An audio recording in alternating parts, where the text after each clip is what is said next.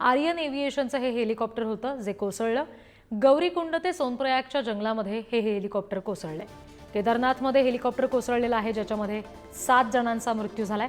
मृतांमध्ये महाराष्ट्रातल्या 3घांचा समावेश आहे। यवतमाळ जिल्ह्यातल्या वणी इथल्या जयस्वाल कुटुंबातल्या 3घांचा यामध्ये दुर्दैवी मृत्यू झालाय। जयस्वाल पती पत्नीसह 2 वर्षांच्या मुलीचा याच्यात मृत्यू झाला। राजकुमार जयस्वाल, श्रद्धा जयस्वाल आणि काशी जयस्वाल अशी या 3घांची नावं आहेत।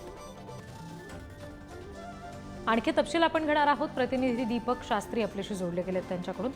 दीपक, आणखी याबाबत काय नेमकी माहिती आहे?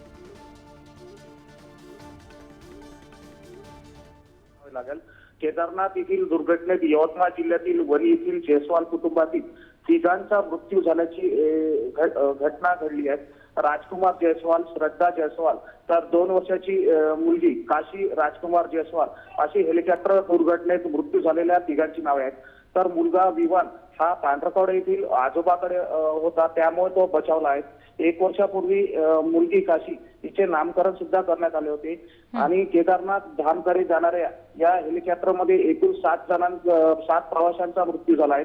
हे हेलिकॉप्टर गुप्त काशीहून केदारनाथकडे जात असताना गौरीकुंड आणि श्रीजुगी नारायण यांच्या दरम्यानच्या जंगलामध्ये हे हेलिकॉप्टर क्रॅश झाले आहेत। यामध्ये एकूण 7 जणांचा मृत्यू झाला आहे।